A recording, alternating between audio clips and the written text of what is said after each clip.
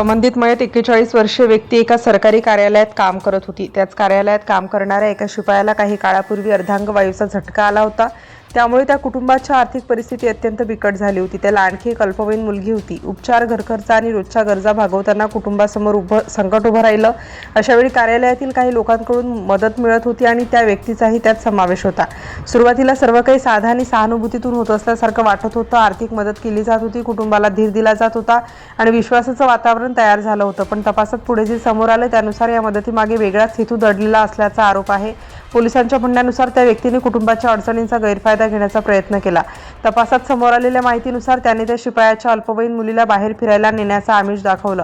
मुलीला शहर फिरून आणण्याच्या बहाण्याने घराबाहेर काढण्यात आलं। त्यानंतर दोघे एका हॉटेलमध्ये पोहोचले।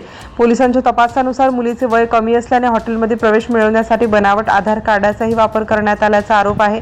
यानंतर घटनांनी अचानक वेगळं वळण घेतलं। हॉटेलमध्ये गेल्यानंतर काही वेळातच संबंधित व्यक्तीची प्रकृती बिघडल्याचं सांगितलं जातं। उपलब्ध माहितीनुसार त्याने शारीरिक क्षमता वाढवणाऱ्या काही उत्तेजक गोळ्यांचं सेवन केलं होतं।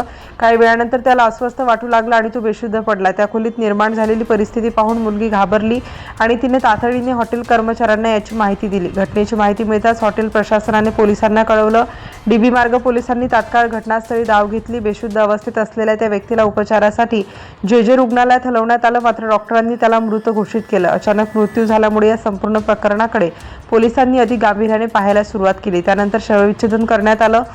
वैद्यकीय अहवालानुसार उत्तेजक गोळ्यांच्या अतिसेवनामुळे तीव्र हृदयविकाराचा झटका आल्याने मृत्यू झाल्याचं निष्पन्न झालं। यामुळे मृत्यूचं कारण स्पष्ट झालं। मात्र तपास इथेच थांबला नाही, कारण त्या व्यक्तीच्या मृत्यूबरोबर त्याच्या विरोधातील गंभीर आरोपांचाही तपास सुरू होता।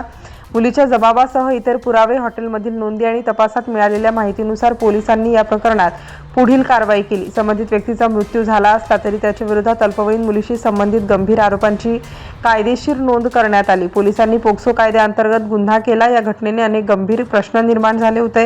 एखाद्या कुटुंबाची अडचण आणि आर्थिक विवंचना किंवा त्यांची हतबलता याचा गैरफायदा घेण्याचा प्रयत्न किती गंभीर परिणाम घडवू शकतो याची ही घटना आठवण करून देते। मदत ही निस्वार्थ असावी, ती कोणत्याही प्रकारच्या दबावासाठी किंवा वैयक्तिक स्वार्थासाठी वापरली जाऊ नये, हा संदेश या प्रकरणातून स्पष्टपणे समोर येतो।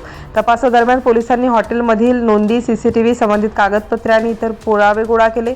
प्रत्येक घटनेचा क्रम समजून घेण्यासाठी अनेक व्यक्तींचे जबाबही नोंदवण्यात आले। मृत्यूचं कारण वैद्यकीयदृष्ट्या स्पष्ट असलं तरी त्याआधी घडलेल्या घटनांचा तपास कायदेशीर प्रक्रियेनुसार करण्यात आला। या संपूर्ण घटनेत सर्वाधिक मानसिक आघात त्या अल्पवयीन मुलीला आणि तिच्या कुटुंबाला बसला। आर्थिक अडचणींचा सामना करत असताना त्यांना आणखी एका धक्कादायक प्रसंगाला सामोरं जावं लागलं।